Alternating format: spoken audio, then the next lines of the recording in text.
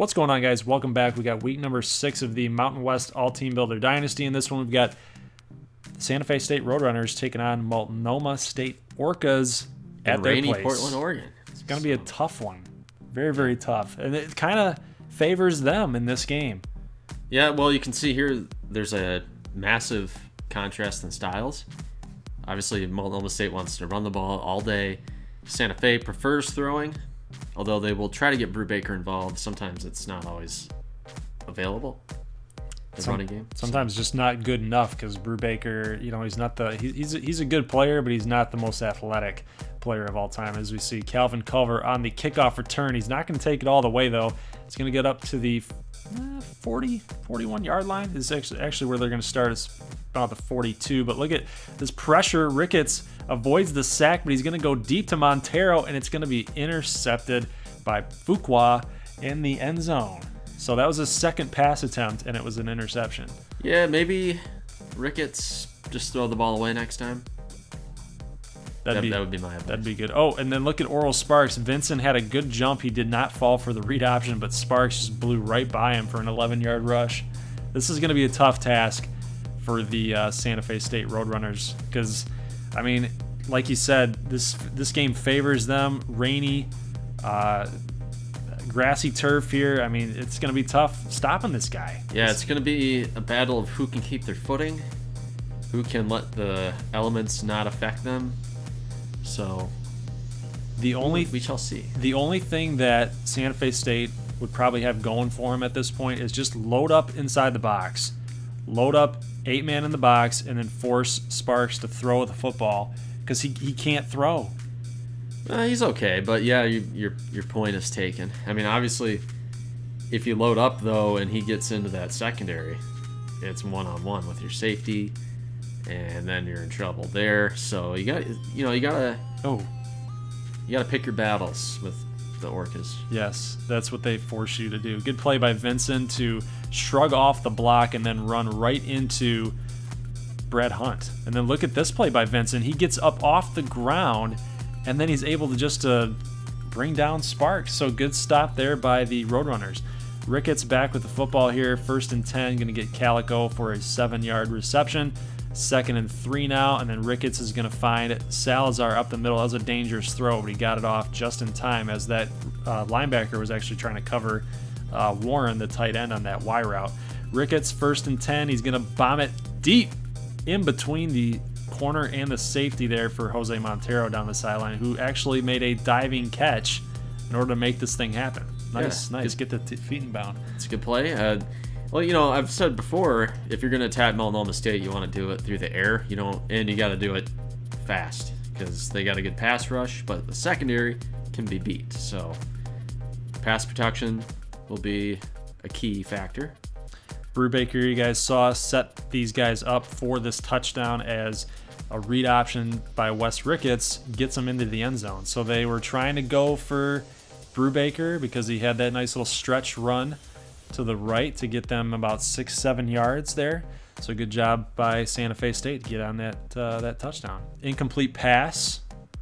Pass should have been caught by that receiver Pollard. 3rd and 8 now, and Sparks dropping back. He's gonna throw, and he's got all day, but he can't hit his man. He's 1 for 5. 1 for 5 so far. Not the best start for Multnomah State, and they have no points to show for it. So Montero with an 11-yard reception here.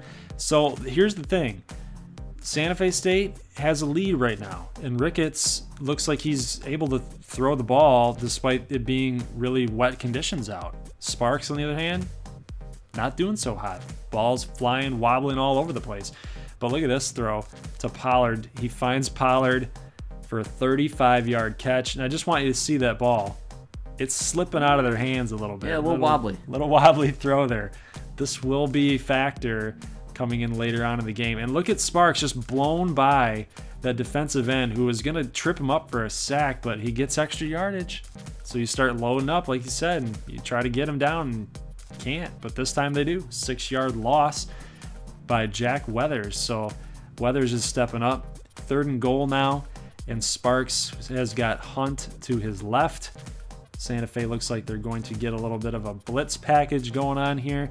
And then this pass to Nichols. Taekwon Nichols, 8-yard touchdown reception on the slant. Just can't cover the slants. No, so Sparks is trying to do everything. I think Brad Hunt was getting stuffed all game, if I recall. That's why we haven't seen him touch the ball yet, right? Yeah. It's because he's getting stuffed on every play for no gains. So. Another wobbly throw, too, by the way. Right. We saw that. I think the weather is playing a factor, as you might expect. 55 seconds left to go. So Santa Fe State, we don't like running the football in this situation. We want to get points on the board. We are not comfortable here tied with Multnomah at all.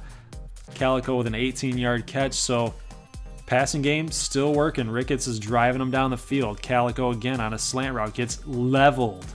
Gets absolutely drilled right there, but he's still able to hold on to this catch. Brubaker split out wide. Going to send him on a go route, a little fade route.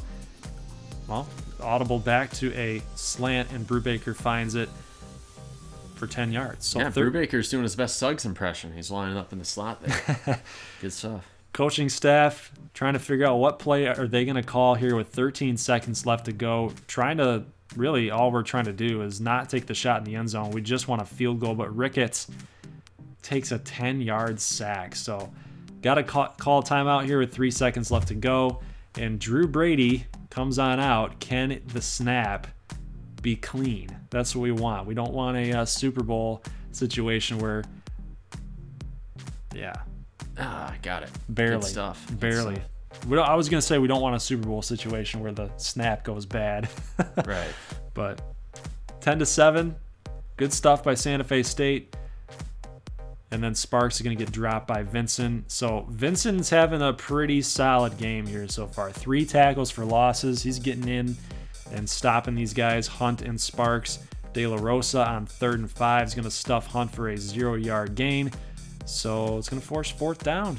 So we were talking about Santa Fe State's defense a little bit here. That trying to load up in the box. Responding to the challenge. And, as much as we have talked up Multnomah State's offense, really, other than Sparks, they have not really had a lot of success. Because, you saw Arizona, Nebraska, they didn't even hit 30 points. Right. So, they haven't been world beaters so far. They've been a little bit disappointing this year. Manuel Rodriguez, we like to call him Manny, makes this tackle on Brad Hunt to the outside. And a little screen pass here to Harrington. I almost called him Washington. Harrington gets that 1-yard reception.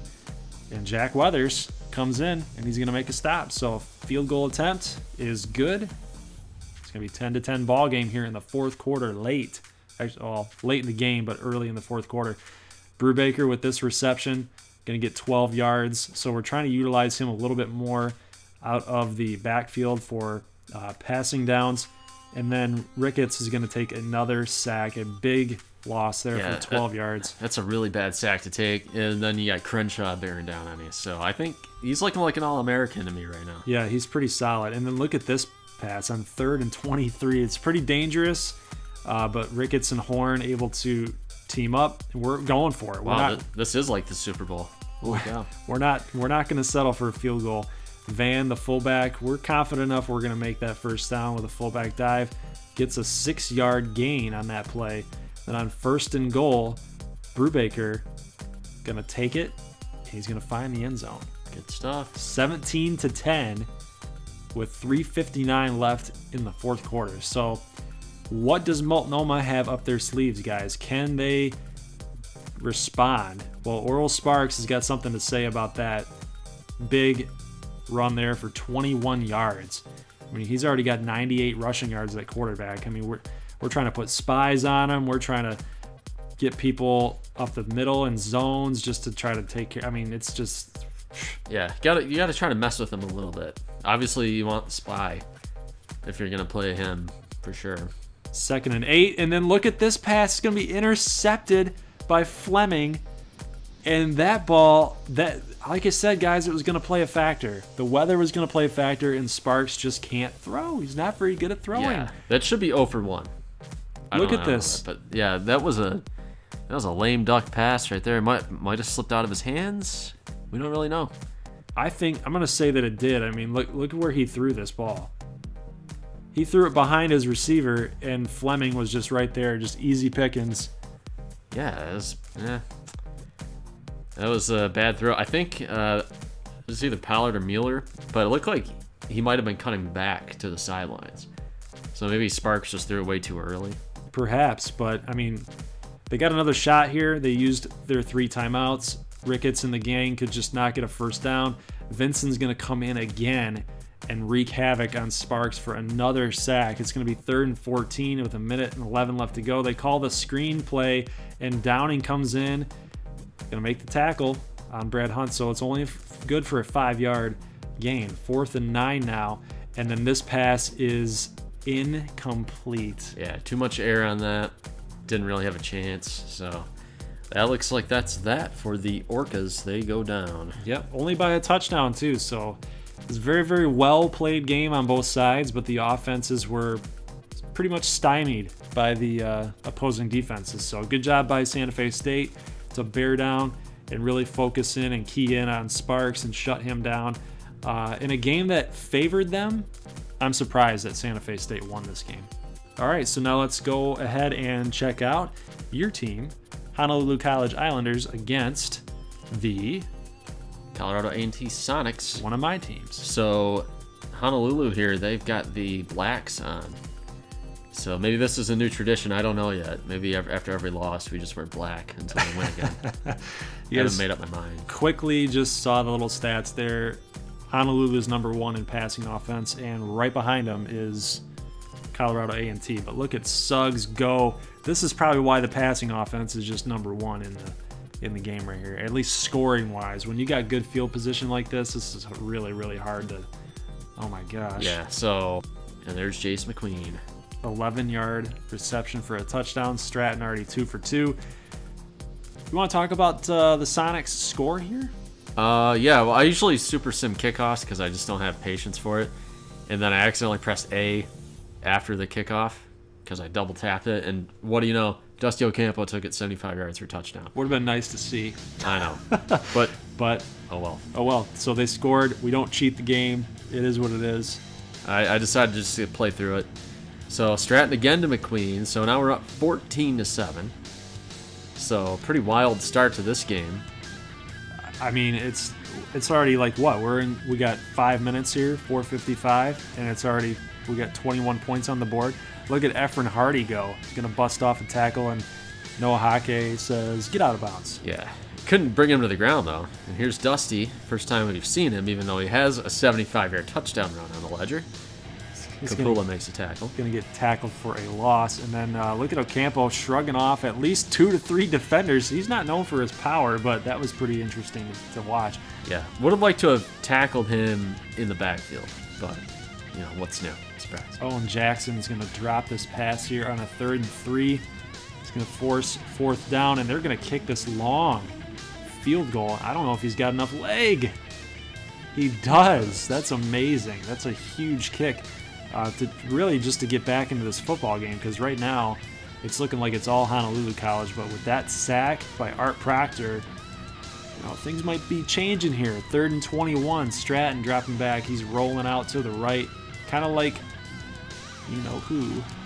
If you haven't watched them, go to the American Dynasty. You'll know who we're talking about. But it's going to be incomplete. 4th and 21, and the little punt here is going to set up Honolulu College.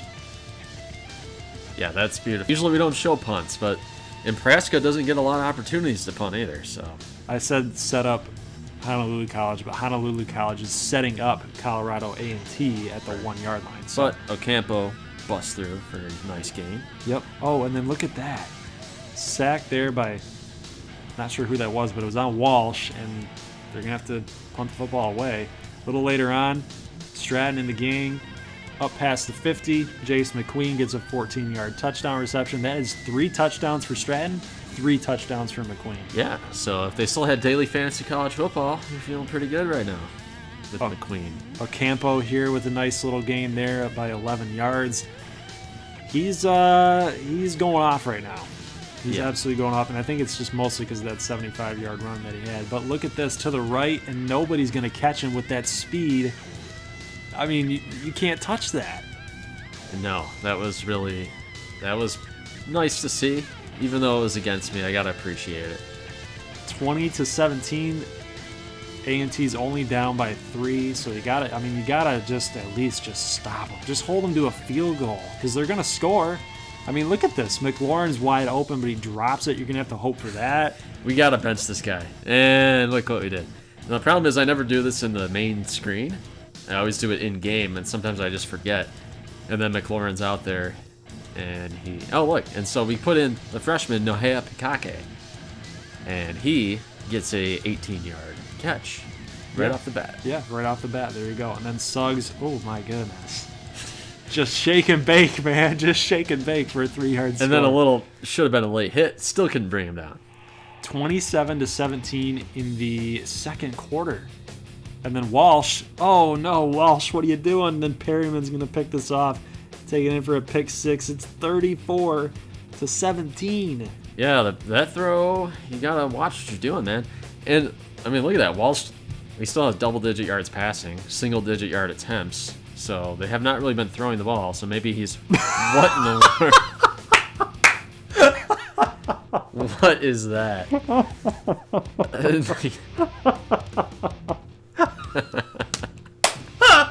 Oh my god!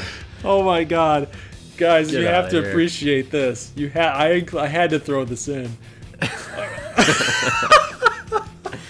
Okay, the butt fumble has company. I mean, what in the world? Mark Sanchez, eat your heart out. Tanner Walsh just gets destroyed. They're going to have to kick a field goal here. That's not physically possible. Oh I don't know what that even is. What were his legs doing? His legs were like jelly. I just dove so I'd freak him out.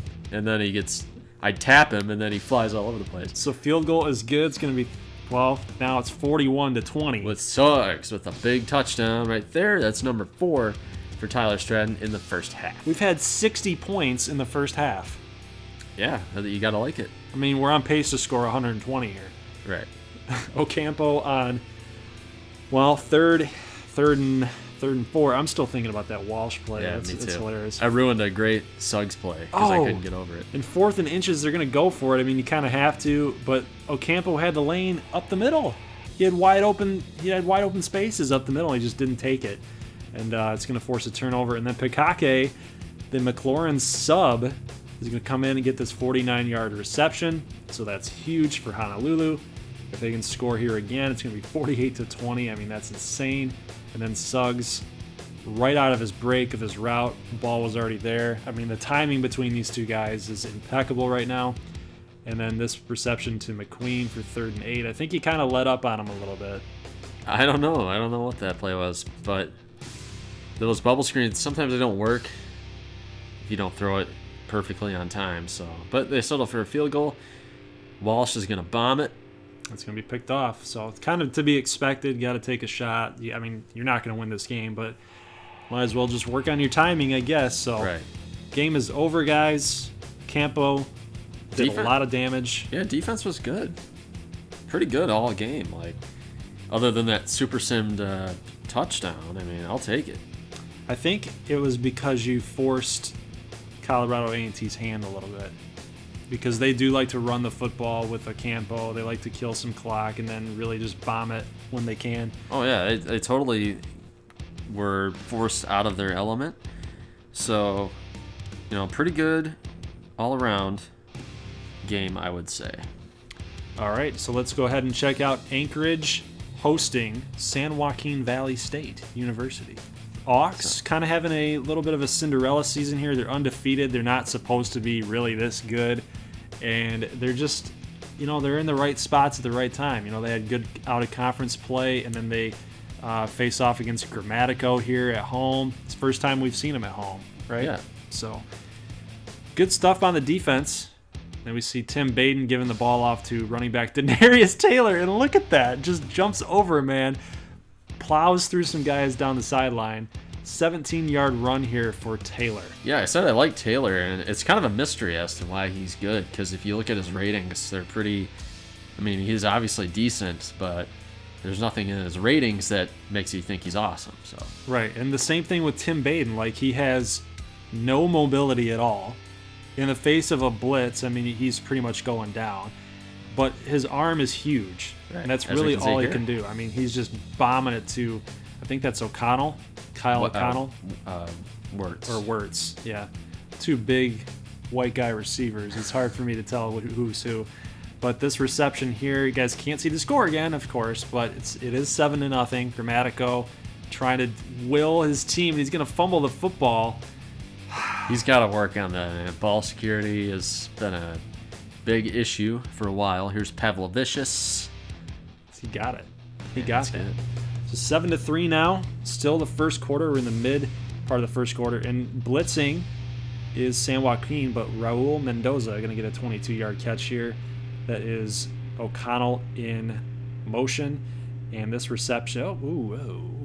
Spoke too soon. Yes, it did. So Javelina's going to stop at least.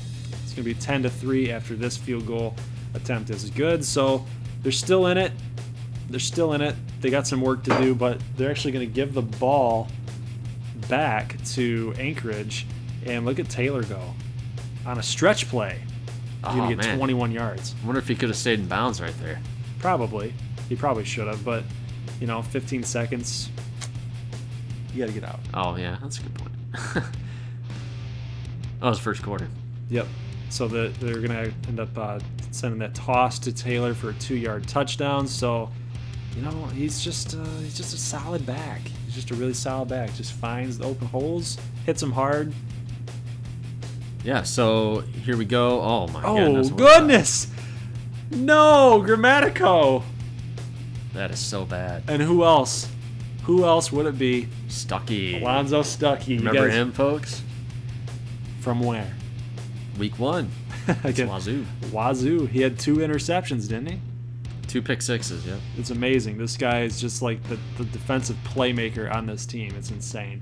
So 24-3, what is San Joaquin going to do? And the answer is not a whole lot of nothing. That could have been a fumble. Grammatico 8 for 12 for 34 yards and a pick. He's just not getting it done right now. And in the first half, he's struggling. So we'll have to see what he's going to do here in the second half. But maybe he can respond. Can he respond to his struggles here and get back on track for the second half? They need a touchdown really bad. And out of bounds. Yeah. 9 of 15 for 48 yards. And he's not sharp. No. Yeah, this whole offense is not sharp, I would say. Tristan Rogers with a 13-yard catch. That's 2 for 16 for him. 1st and 10, and then that's actually a pretty good throw, so it's good to get him there. But a flag on the play, and what do we got? Clipping. The notorious clipping call. I love clipping. 15-yard penalty on the wide receiver, Ronnie Nugent. This is going to be 2nd and 12, and Grammatico is going to throw again, and he's got Taiwan Woods for a 21-yard catch down the sideline. He was wide open down there. Yep, and he's a cornerback. He's a corner? Yeah. He's getting a little working at receiver. Wow. 2nd and goal in the midst of some pressure there. And he's going to get rid of it out the back of the end zone. And then this pass is complete to Tristan Rogers, but it's not going to be good enough for the end zone. 4th and goal, they are going for it, and I don't blame them. And then Grammatico going to get dropped. So, rather than being down 18, he could have been down 14. Yeah, but that's the story of Grammatico's college career. Oh, look at this, and they get the ball back, but look at Skylar Van Horn. Yeah, so they're not dead yet. Although, it still doesn't look good, but there's a lot of football left in this game, so don't give up hope, Javelina fans. Look at that spiral. That's a perfect spiral. I'm telling you, he's all over the map. You don't know what you're gonna get play to play with him. He's he's inconsistent. Yes. He's one of the most inconsistent quarterbacks in this conference. Oh, yeah. So it's going to be 24-10. After that sack, the Javelinas do call a timeout because they want to stop the Auks to get the ball back. But that pass by Baden is going to be complete to Raul Mendoza. So they're going to try to march down the field here and try to get another score heading into halftime. But it being 3rd and 7, Daenerys Taylor does not get the job done. So Grammatico gets the ball back, and now it's the Javelinas' turn to try to make something happen here. And I think, is that Tristan Rogers? CB Cobbs. CB Cobbs. He's actually the #1 receiver on the team. He's only got 1 reception. Right. They mostly throw to Van Horn and Gatlin. So out of timeouts too, so they got to march down the field, pick up some extra points here. Oh, and it almost picked off again. I mean, by Stuckey. He never drops those, but that one he did. 17 seconds left, 2nd and 10, and this pass is complete. That's a pretty dang good throw. Yeah, across the field on the wide side. 1st and 10, 12 seconds left, and then another corner route, and this pass will be complete, but he's going to get dropped at the 1 is Jasper Malone, of course, that's dropped at the 1. So 6 seconds left, they're going for it. I mean, you got to get up here, you either got to spike it or you got to sneak it. They've got 3 down linemen. Yeah, they wasted 4 seconds off the clock. Sneak that thing, that's a touchdown. I mean, you never know. I mean, with no time, or with no timeouts, I mean, that is a risk. But so they're just gonna spike it with 1 second, take the points.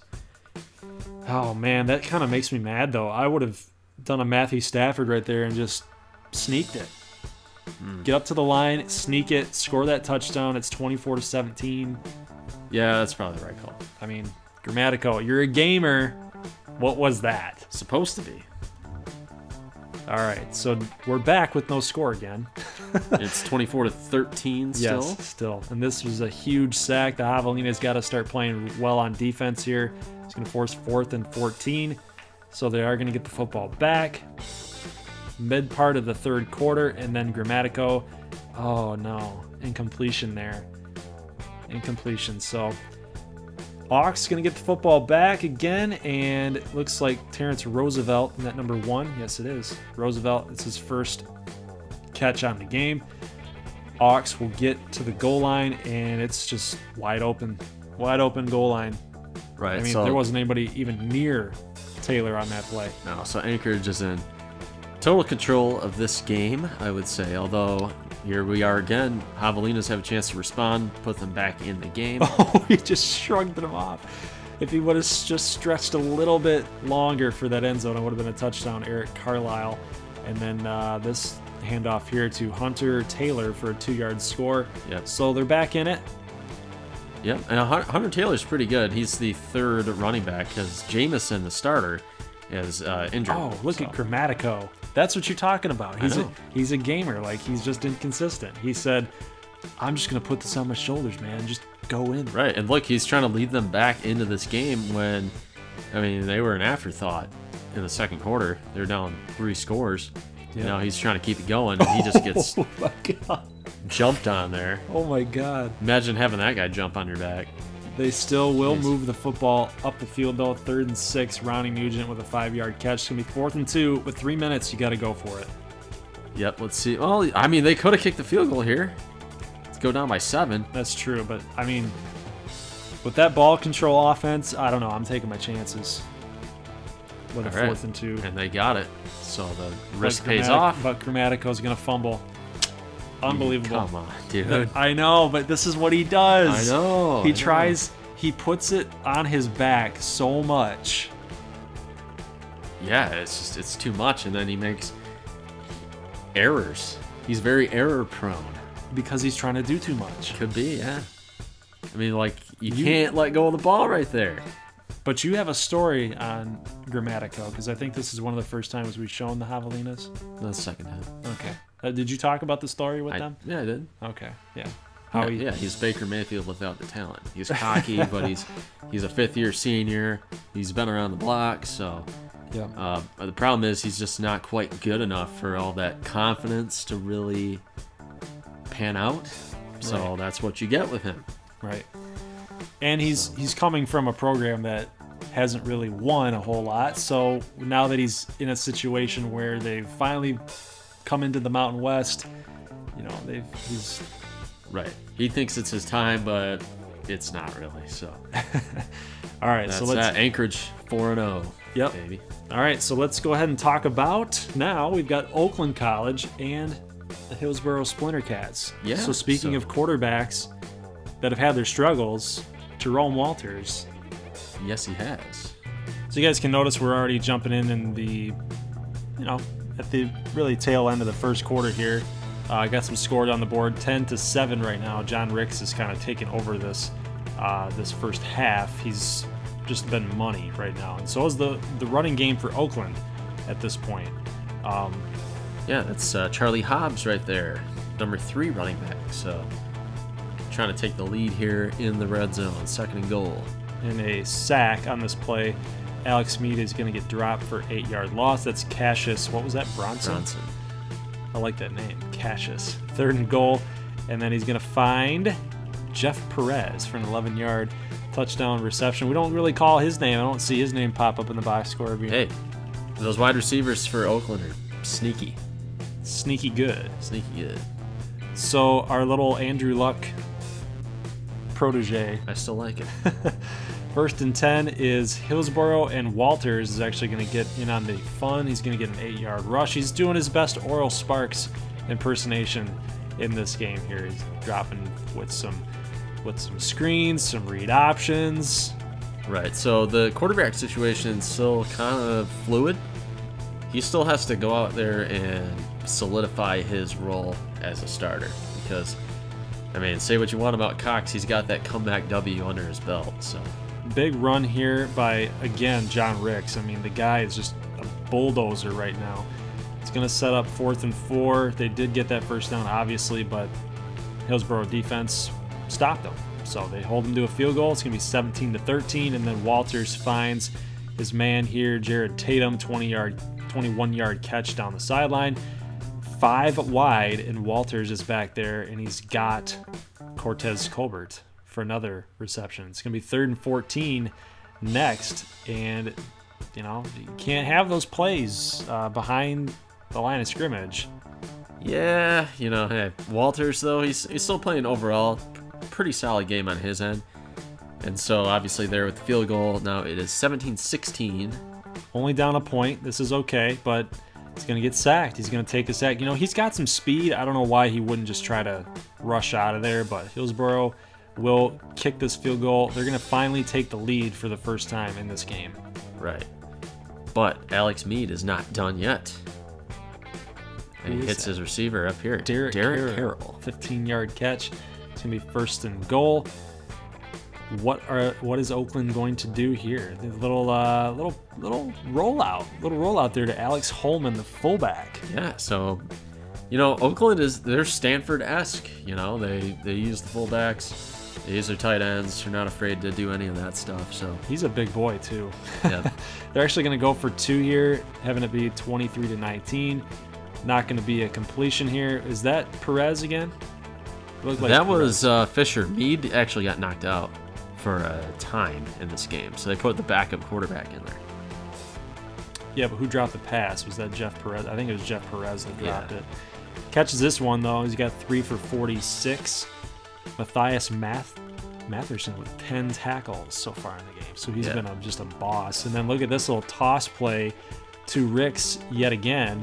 He's got 13 rushes for 103 yards. I mean, that's, like we said, that's just really just killing it. And then Alex Mead, I mean, look, he fumbles the football, though, and Holman picks it up for the touchdown. Jumps on it. I think we got our player of the game so far here as the fullback. Yeah, he's got 2 touchdowns. The big man getting work done. Mead should have probably, I mean, you got to hold on to that football, man. I mean, it's 23-19. You just have to do it. So Walters needs to rally the troops here, down 11 with 5 minutes. 3rd and inches. He's going to get that first down for an 8-yard rush. Yeah, I mean, this is go time. This is go time for Hillsboro. Between them and San Joaquin, like they're kind of struggling a little bit this season after they had some higher hopes. But Walters got to get a score, and then got to get a score, a stop, and a score to come back in this game. And nice catch there, though. Really nice catch there. That was good. 4th and goal. 4th and goal. Oh my gosh.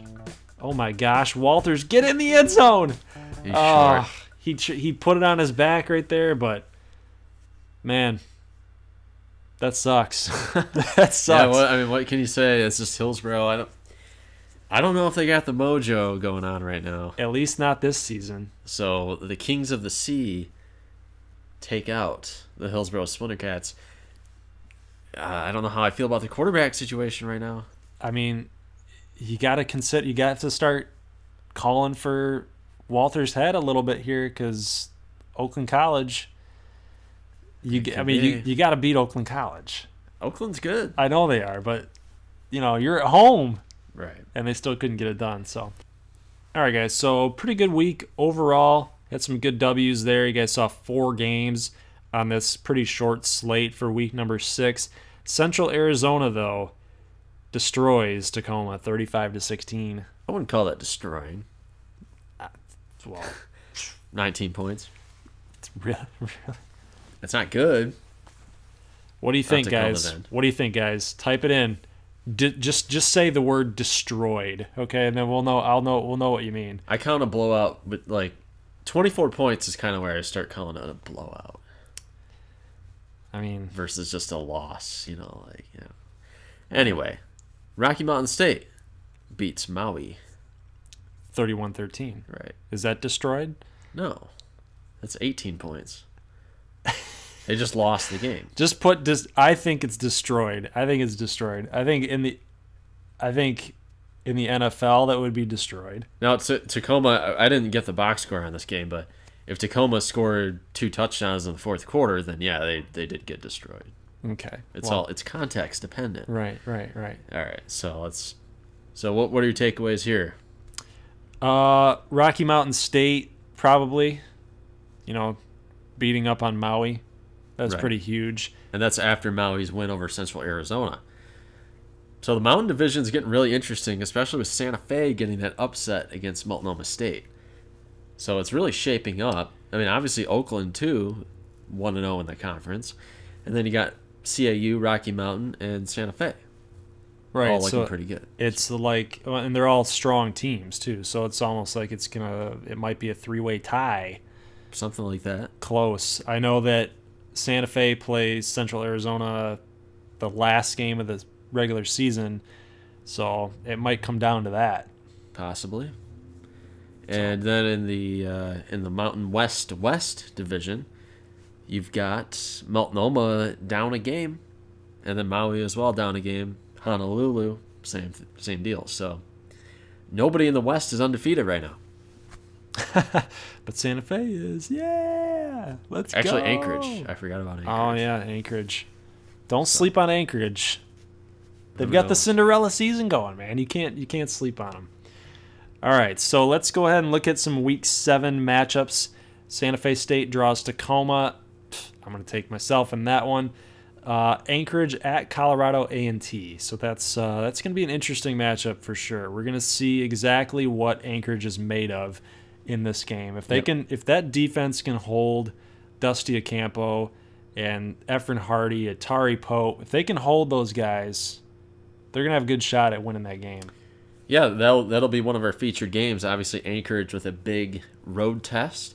We haven't even seen Colorado A&T at home yet, so I think folks are probably anxious to see them out there.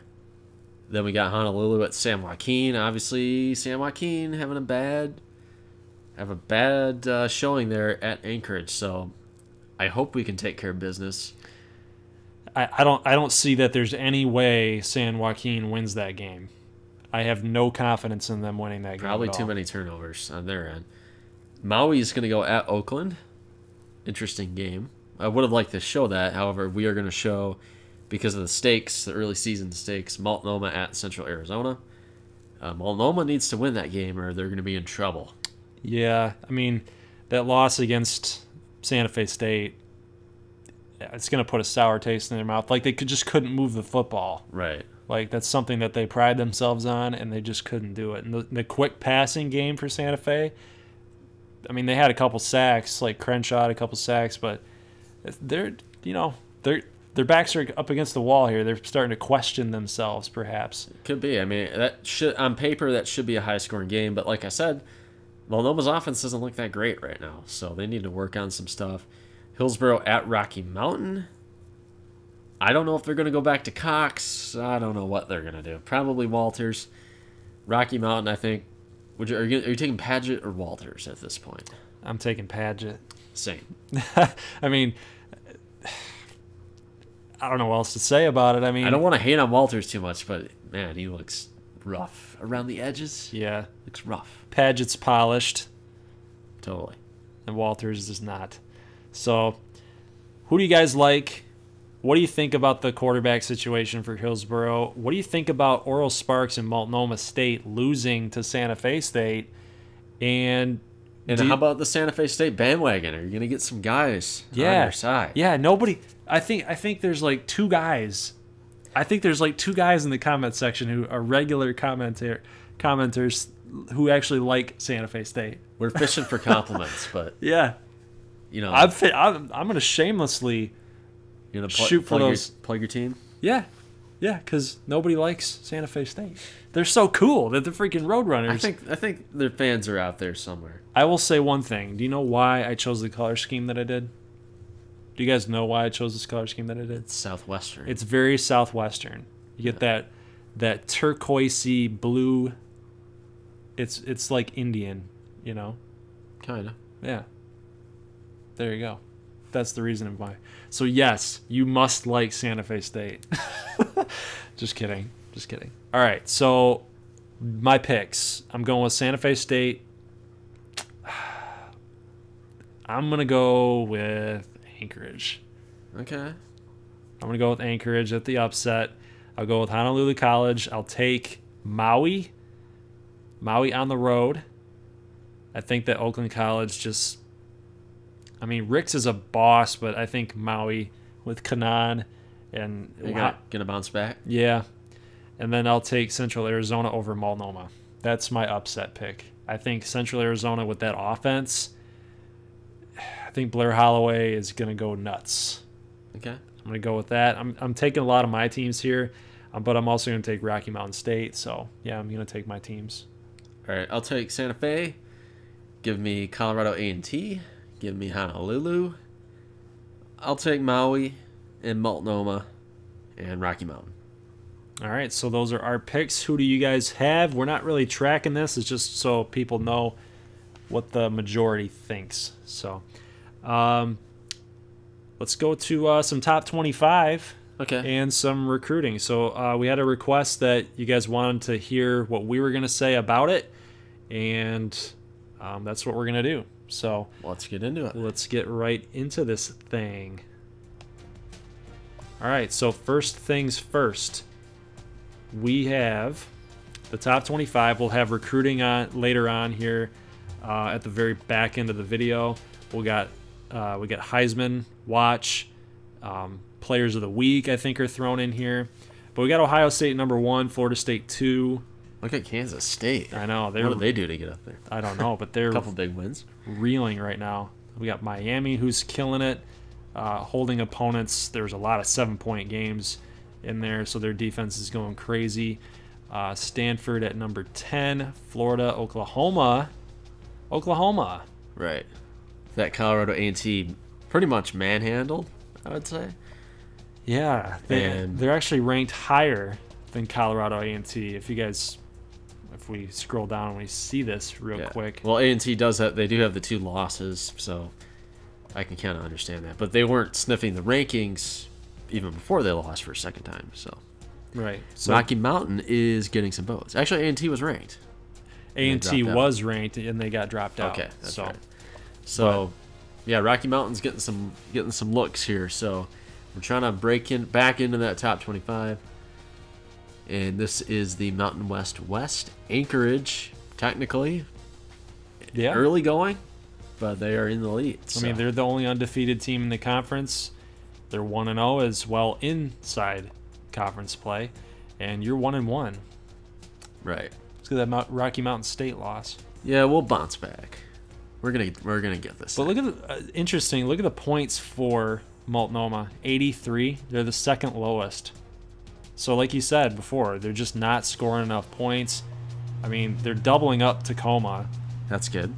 But, I mean, it's not. You should double up Tacoma. So, Rocky Mountain looking solid right there.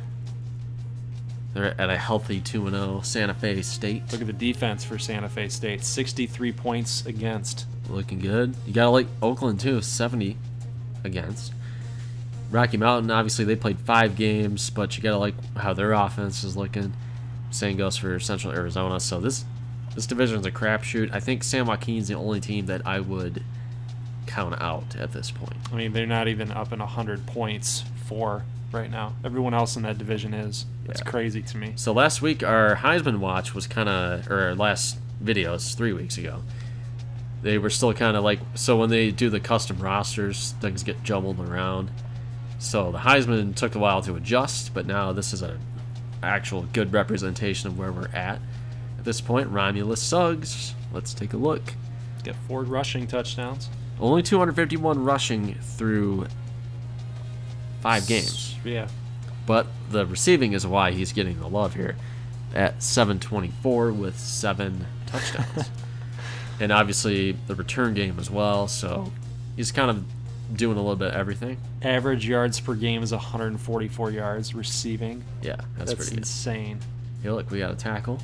Must have been an interception. Yeah, kick return. So it's pretty solid. I don't have the right context to know if that's a good average. Well, or just not. think about it with football field lengths. I mean, he's already returned at least 5 football fields. Well, I mean, yeah, relative to what? I'm not sure. I'd have to look. But so, just to give you an idea, let's look at some players of the week here. So that was for week 6, but we're gonna go back to where we last left off. And there's Roosevelt Horn. Paget threw for 413 against Wyoming, 4 touchdowns. Yeah. 2 picks, though, for Roosevelt Horn against Oklahoma. Wicks against Honolulu got some love with the 3 scores. Quincy Butler against Central Arizona. Darryl Snyder getting 2 sacks, and then Stratton for his performance against Colorado A&T, 407 and 5. 5 touchdowns. So, yes. That's stupid. He gets player of the week in the Mountain West. All right, so let's check out some recruiting. You guys wanted to hear our thoughts on this. Just kind of talk about it really briefly. But we're commentating on this right now. We're not actually with the joystick or the controller, so forgive us if we're a little behind or we got some pauses in here, but we'll do our best to improvise a little bit. But you guys can see it on the screen there. Decandrico Poindexter has locked Anchorage out. Thor Catale is in the running. I think he was number 1 on the list. Luke Stone, 4th with 1,500 points behind Tacoma. So that's a big sign for Tacoma. Yeah, so Anchorage they're bailing out on Stone. I think Tacoma is probably going to end up getting him, so they're just kind of cutting their losses. Like Colton Yo, Anchorage is in 1st. Mark Duluth is one of our guys. He wants to go to Miami really bad. Yeah. So from Wyoming, I can kind of understand that. No offense to Wyoming. Got to get in the nice sun there, but Dalvin Johnson, the tight end, none of us, we aren't on his list anymore, so he's locked us out. But I wanted to keep him on here just in case we end up getting enough coach skill points to be able to get back into a locked out battle. Just because the tight end is kind of useful, for Anchorage's type of offense. So a lot of guys, they're having some pretty good success with Dylan Bowers in the Mountain West. Everybody wants Bowers from the Mountain West. Sakara is looking at Oakland and Anchorage, which is actually pretty funny. Yeah, he's going to end up probably one of those 2 teams unless UNLV gets back into the running. See here, Meeks. Look at Meeks going between Rocky Mountain. So there's a lot of intra-conference recruiting going on here. Not just between the creative players. Chase Gonzalez, looking at your team there. Yeah, I like Chase Gonzalez. I think he's going to be good for us. Scroggins. We lost out Scroggins. He's going to SMU. Yeah, we made a good run for him, but, West Odessa, Texas, he wants to go play in Texas. So, yeah, too bad. They can't fault him for that. So make sure if you guys are watching this, because it's going to be really hard for us to keep track from year to year where your players are at. So post in the comments below if your guys signed to another place. Write it down. If you went to another place, write it down in a comment. Yeah, like we'll probably cross paths eventually. I'm sure somebody will play SMU. We might feature the game. Maybe we don't. Too hard to predict the future, but when we do, we'll know that your guy is Scroggins, right, playing for SMU. So exactly, because we want to be able to cover and commentate about that. So you guys can see this. Tony Kukos locked us out, man. He's going to Oregon, pretty much. I mean, look at the lead there. He's already up 910 on San Joaquin. Don't count the Javelinas out yet. I think they might be able to pull him away. Hunter McMillan, you guys saw that way up at the top, and then Cedric Granger were the number ones on those guys' lists. Aaron Norman, this JUCO, 75 overall.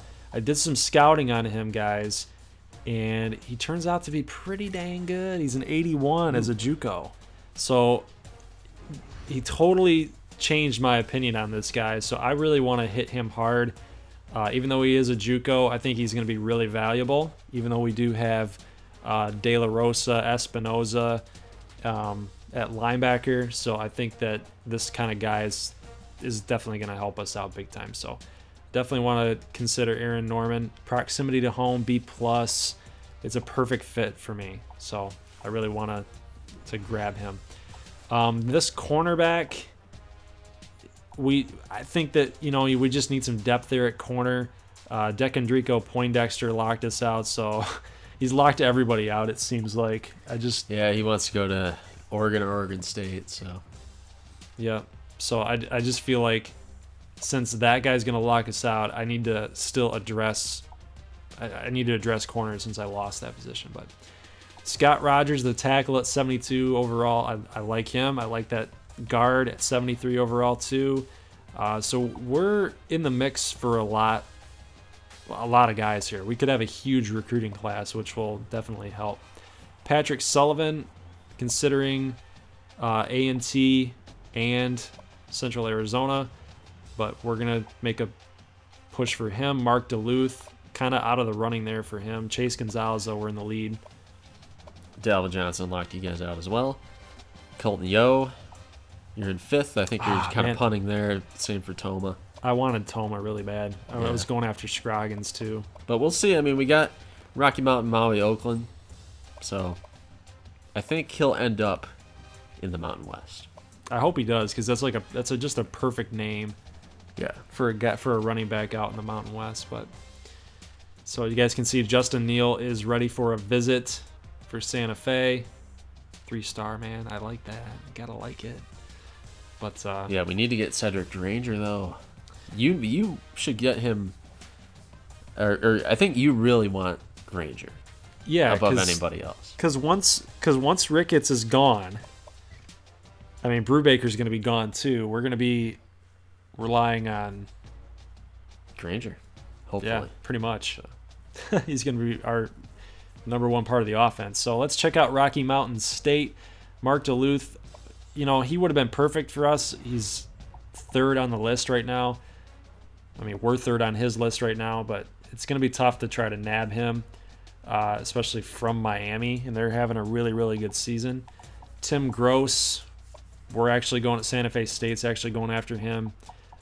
Toma, got a lot of points on him. Flynn Zibkowski. Zibkowski's looking at all of our schools for the most part. Got some corners.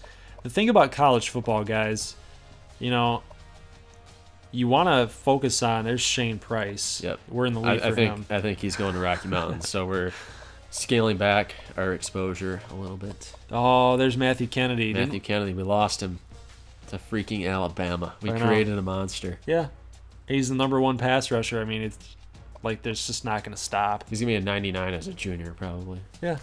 Probably 78 overall right now. We're probably going to play him in a national title game. He's probably going to wreck us, yeah. Thanks, guys. But, I mean, the thing I was going to say about college football and recruiting is you can't really say that you're focusing on one position because there's just so many guys. There's so many depth guys, too, that you're trying to acquire just for depth, and there's other guys you want to focus on to start, but you're not guaranteed to get them. So it's almost like you're overloading at a certain position, just in hopes that you acquire it. You got to spread yourself out a little bit. Yeah, cast a wider net. So in all, Rocky Mountain's really trying to go after a lot of guys on the line, offensive line, defensive line. That's really how they're built. They know that's where you win championships. That's Exactly. why Rocky Mountain State, they're all fundamentals. I kind of think of them, they're like an FBS version of North Dakota State. And I'm not just saying that because they're in the same geographic. Actually, I am a little bit. But that's kind of exactly who they remind me of. So, see here, Central Arizona, looking at Zbikowski. I think Zbikowski, I'm feeling Hillsboro for Flynn. I feel like he would solve all of their issues.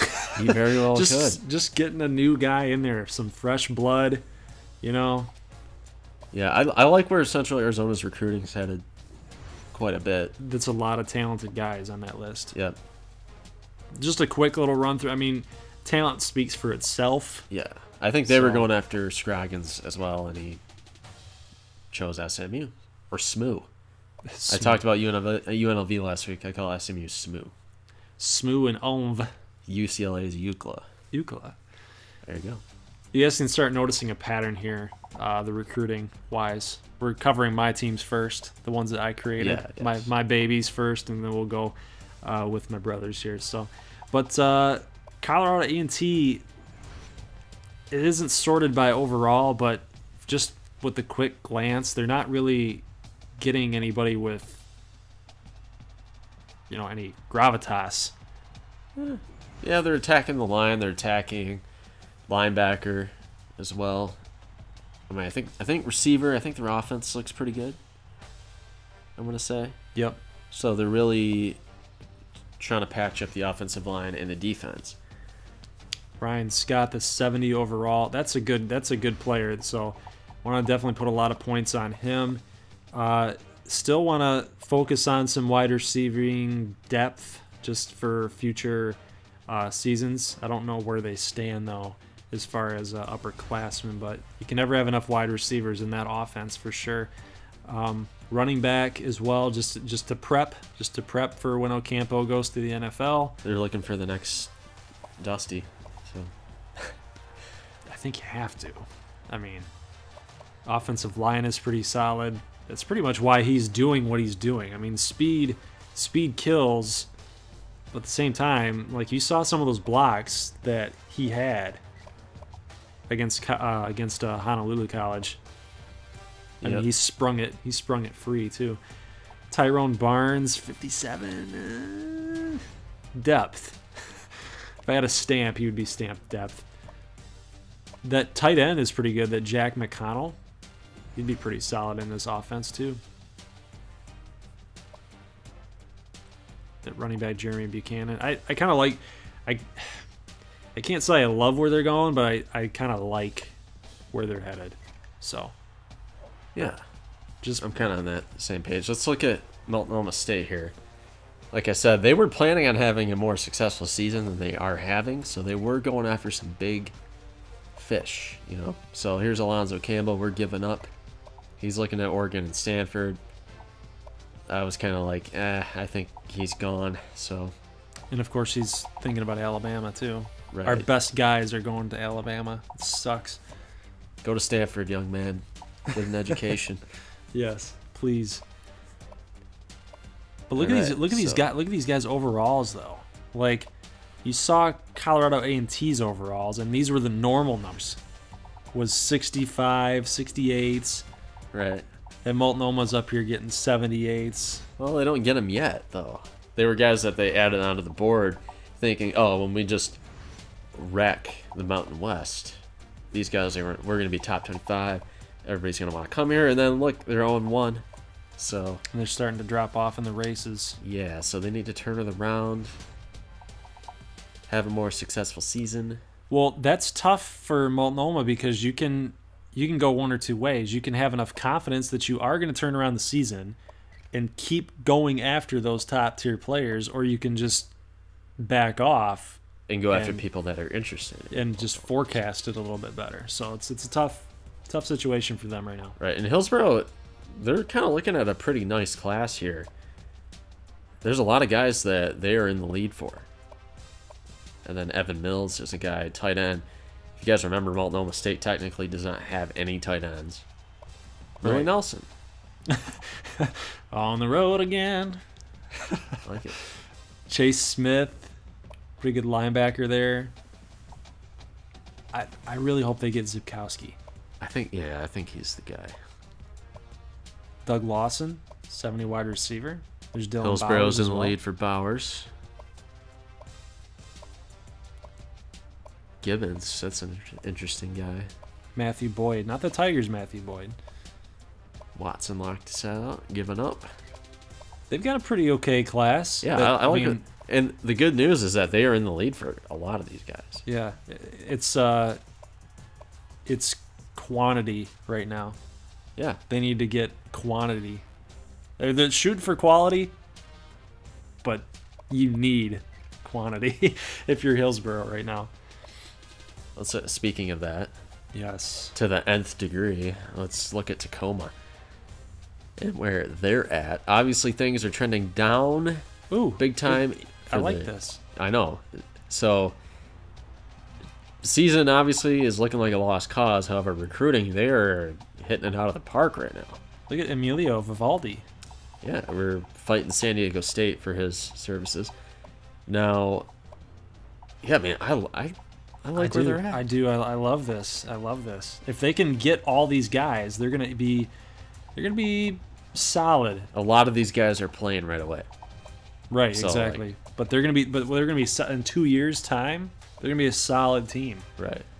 And like that's the interesting thing too. Like even guys who are freshmen that are playing right now on defense, and then you look at quarterback, you're looking at Backstrom and Youngblood. They might not even be starting next year if Right. they get some of these guys. Right. Like, I could see Stone starting at running back over Youngblood. And if they get Vivaldi, he's an instant number 2 or number 1. Right. I mean, this class right here is, even though they're in the 60s and the low to mid 60s, like It's a good base to build around, I think, if Tacoma can land some more. As you see, they got 2 guys already, so that's pretty good at the halfway point of the year. I like the fact they got a 70+ defensive tackle though. Yeah. That's big time. Yep. So Honolulu, what do we got? Probably a lot of offense. Yep. Now this he is a JUCO, so we're thinking about nabbing him and putting a red shirt on him, just seeing how good he can get. Jordan Williams, I don't know how good of a fit he'd be for our offense, but you know we're flexible. We don't have to throw the ball a million times per game. So, you know, I'm liking Simon Brooks as well. We're going after Bowers. We're in second. Ooh, look at all those bonuses for him. Program tradition, playing time. He likes you. Yeah. Let's see what we got here. Josh. Receiver, I'm giving up. Oh, man. I'm giving him to Oakland or San Joaquin. Oh, you're sacrificing yourself. Yeah. Pretty solid class all around. Yeah. So I'm keeping some of these guys on the board just in case we fall out for some guys. I'll have some people that we can attack. You know, an interesting thing about this recruiting is, to a large degree, it is kind of like a zero-sum deal. Like, if we're putting up 500 points for one team and then 500 points for another team of ours, somebody's going to lose. Exactly. So it's a waste of time, pretty much. It's almost like we'd be better off just having every team go after other people. Right, right. But that's the thing, though, too. If you want to guarantee that one of those guys gets onto a Mountain West team, right, you got to compete against each other, and you know, you might pick wrong. Like one Mountain West team might be a better fit for a player than the other. Yeah. So you might pick wrong. But check out Maui's recruiting class. Yeah, but we're losing Vivaldi though. We're just gonna stick with it. Maybe things will turn around. We don't know yet. That guy might be pretty good. Chris Wood, Jake Dowdle. We're going head to head with Honolulu. There's Thor. Katali. He's got a choice between Alaska and Hawaii. He's going with Alaska right now. So. Well, hey, he likes. You know, he's got some pretty cool team names to choose from, though. Sure. Let's see what Oakland is cooking up here. This should be the last team. Unless, I think we got the Javelinas left to go. Yep. So we're in the running for Granger. Kennedy, obviously, lost cause.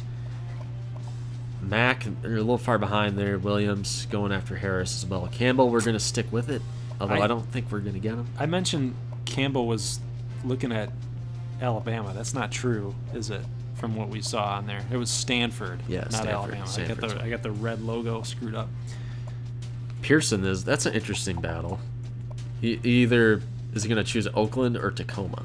There's Celestial right up there. Yeah. They do need to think about quarterback down the road. Yeah. So they're attacking that. Tacoma, obviously, they have the edge with playing time. So that's why a lot of these guys that are kind of like looking at Tacoma, you might be thinking like, why do you want to go to Tacoma? Terrible. Well, they got the playing time. You play right away, man. They're not going to hold you back. So. And if they're good dudes, they'll sacrifice some glory a little bit to some individual glory to say, you know what, I want to build a winner. I want to be a part of a winner. Right.